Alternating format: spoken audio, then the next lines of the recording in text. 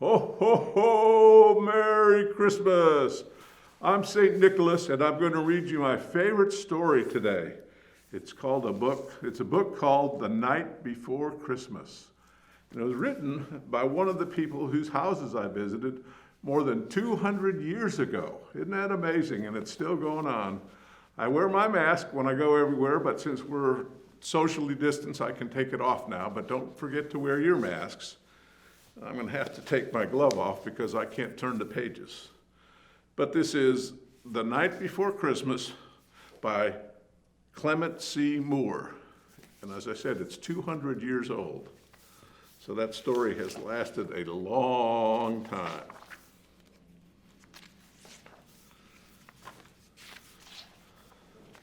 'Twas the night before Christmas, when all through the house not a creature was stirring, not even a mouse. And there's the house with everybody gone upstairs to bed.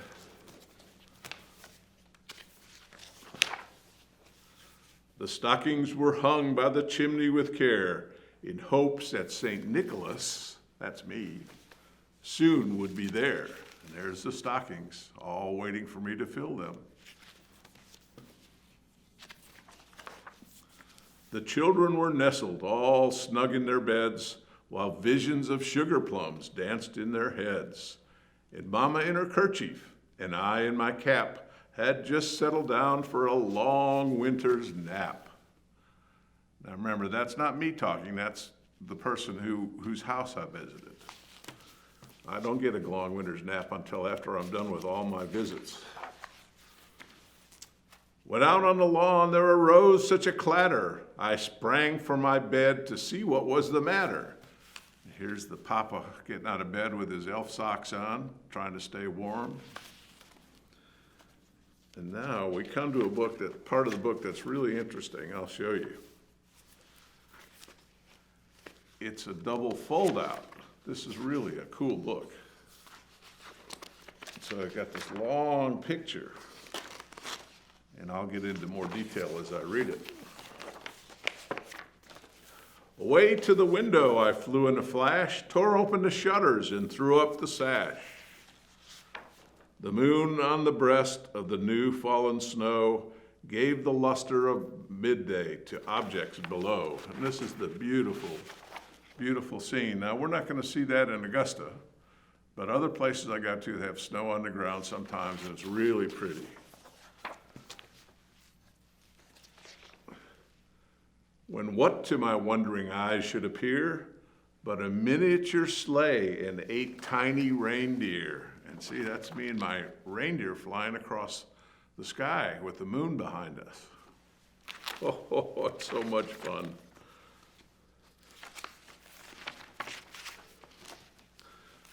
With the little old driver so lively and quick, I knew in a moment it must be St. Nick. There I am with the reindeer in the sleigh. The illustrations in this book are so good. It's almost like he was there taking a photo. More rapid than eagles, his coursers they came, and he whistled and shouted and called them by name. Now Dasher, now Dancer, now Prancer and Vixen, on Comet, on Cupid, on Donder and Blitzen. There's all my reindeer. They work hard that night. That's tonight. Taking a break now so I can read this story to you, but I have to go back out and feed my reindeer and fly off again. To the top of the porch, to the top of the wall, now dash away, dash away, dash away all. As dry leaves that before the wild hurricane fly, when they meet with an obstacle, mount to the sky. See, they're flying and they come close to a wall of the house and they soar up to the top of the house. That's just what they're going to do here. So up to the housetop the coursers they flew, with a sleigh full of toys and St. Nicholas too. And there I am with the reindeer flying up in the pack full of toys. And then in a twinkling I heard on the roof the prancing and pawing of each little hoof. As I drew in my head and was turning around, down the chimney St. Nicholas came with a bound. Here you can see outside with the sleigh, and here's me coming down the chimney. Oh, I love doing that. It is so much fun. Oh, let's see. He was dressed all in fur from his head to his foot, and his clothes were all tarnished with ashes and soot. Mrs. Claus hates when I come home tonight because my suit has to be cleaned. It's always dirty.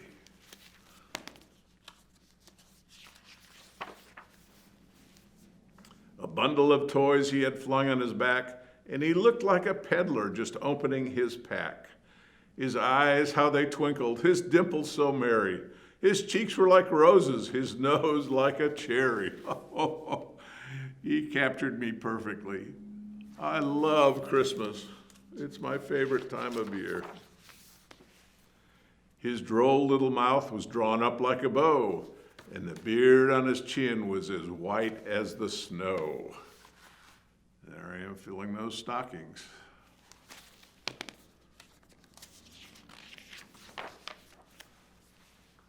The stump of a pipe he held tight in his teeth, and the smoke it encircled his head like a wreath. Remember, this was 200 years ago when my friend wrote this story. I don't smoke my pipe anymore because we found out how dangerous that is, so we don't do that, but I used to enjoy it. He had a broad face and a little round belly that shook when he laughed like a bowl full of jelly. Ho, ho, ho, ho. He was chubby and plump, a right jolly old elf, and I laughed when I saw him in spite of myself. I like that when I see little boys and girls, they smile. It's a good thing to smile. A wink of his eye and a twist of his head soon gave me to know I had nothing to dread.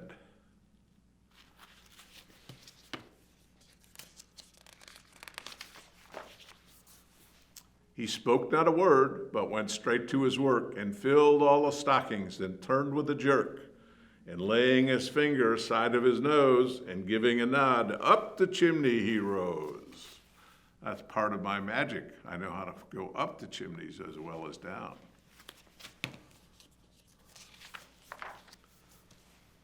He sprang to his sleigh, to his team gave a whistle, and away they all flew like the down of a thistle.